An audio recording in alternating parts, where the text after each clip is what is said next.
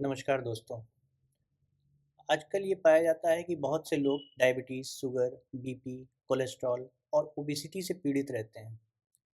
क्या आप ये जानते हैं कि ये सभी बीमारियां मिलकर एक ऐसी कंडीशन को जन्म देती हैं जिसे बोलते हैं मेटाबॉलिक सिंड्रोम।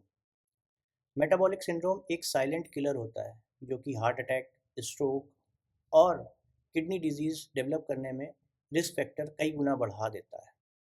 मेटाबॉलिक सिंड्रोम कोई एक प्रॉब्लम नहीं है, जबकि ये 5 प्रॉब्लम्स का एक ग्रुप होता है। इसमें अगर इन 5 प्रॉब्लम में से 3 से अधिक प्रॉब्लम मौजूद होती हैं, तो उसको मेटाबॉलिक सिंड्रोम कहते हैं। अब वो 5 प्रॉब्लम कौन-कौन सी हैं? उसमें पहली प्रॉब्लम होती है एब्डोमिनल ओबेसिटी। एब्डोमिनल ओबेसिटी का मतलब होता है कि जब पेट में चर्बी जमने लगे, यानी कि जब वेस्ट साइज़ मेल में 90 सेंटीमीटर से ज़्यादा हो या फीमेल में 80 सेंटीमीटर से ज़्यादा हो, तो उसको एब्डोमिनल ओबेसिटी कहते हैं। दूसरा होता है हाई ब्लड शुगर।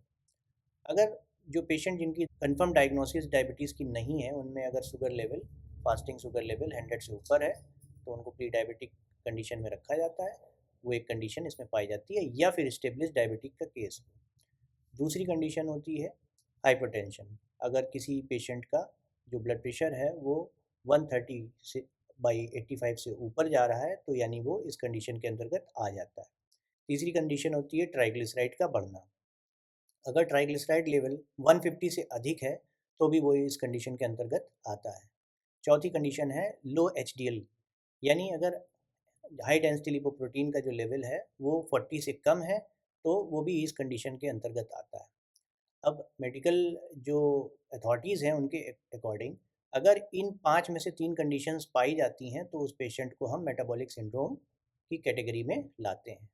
और ये मेटाबॉलिक सिंड्रोम जो है एक तरह का साइलेंट किलर होता है जो कि हार्ट अटैक, स्ट्रोक या अन्य बीमारियां जैसे किडनी डिजीजेज, लीवर डिजीजेज, इनको बढ़ाने में कई गुना हेल्प करता है। तो इसलिए हमें मेटाबॉलिक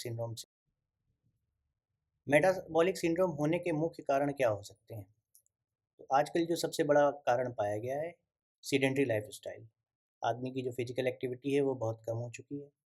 खान पान बहुत प्रदूषित हो चुका है, बहुत ही घी तेल चिकनाई की चीज़ें खाने लगे हैं, जंक फूड्स खाने लगे हैं, जिसकी वजह से जो ये मेटाबॉलिक सिंड्रोम है वो बहुत जल्दी डेवलप होता है।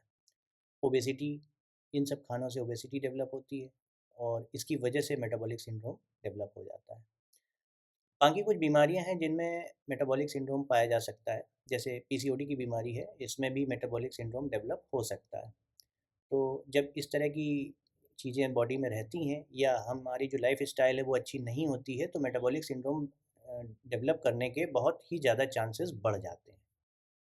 मेटाबॉलिक सिंड्रोम के जो लक्षण होते हैं, शुरुआती लक्षण, वो ऐसे होते हैं कि ज़्यादातर लोग इसे नेग्लेक्ट करते हैं। इनमें जो मुख्य लक्षण आता है वो थकावट का जल्दी आ जाना, पेट का बढ़ना, नींद प्रॉपर होने के बाद भी ऐसा फीलिंग होना कि बॉडी थकी-थकी सी है। दूसरी शुगर या ब्लड प्रेशर जो है फ्लक्चुएट होना। अगर इस तरह के सिम्पटम्स आते हैं तो ये अर्ली इंडिकेशन होते हैं मेटाबॉलिक सिंड्रोम के। जो आपका जो नेक रीजन है, यहाँ पे आपके छोटे-छोटे स्किन टैग्स हो सकते हैं। काली स्किन पाई जा सकती है जिसको एकैंथोसिस निग्रिकेंस बोलते हैं। तो अगर इस तरह के लक्षण दिख रहे हैं तो वो कहीं न कहीं मेटाबॉलिक सिंड्रोम की शुरुआत हो चुकी है। तो हमें सचेत हो जाना चाहिए।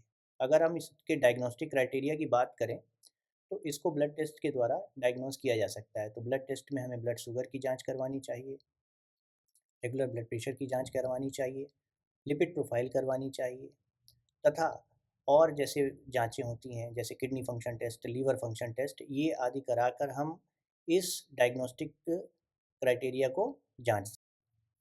अब हम इसके प्रिवेंशन की बात करें, तो मेटाबॉलिक सिंड्रोम को बहुत अच्छी तरीके से प्रिवेंट किया जा सकता है, लाइफ़स्टाइल में चेंज करके, डाइट हैबिट्स में चेंज करके तथा हमारी जो डेली रूटीन लाइफ़ है, उसमें कुछ चेंजेस करके हम मेटाबॉलिक सिंड्रोम को होने से रोक सकते हैं। तो इसमें सबसे पहला काम है कि डेली आधा से पौन घंटा हमें फ़िज़िकल एक्टिविटी करना चाहिए।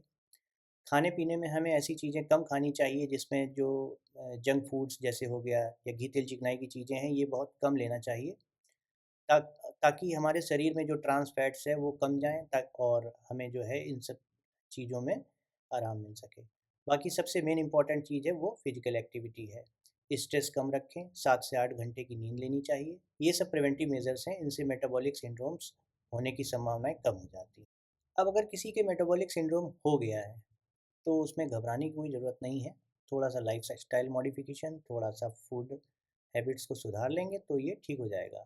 हाँ, अगर मेटाबॉलिक सिंड्रोम है तो इसमें होम्योपैथी का बहुत अच्छा रोल है।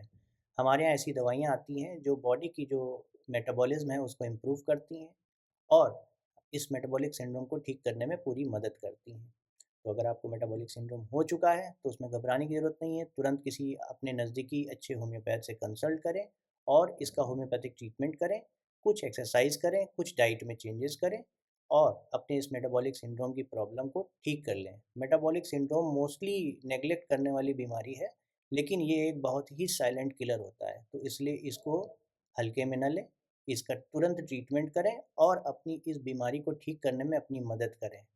नमस्कार, मैं डॉक्टर जितेंद्र श्रीवास्तव, सुशीला होम्योपैथी कानपुर से।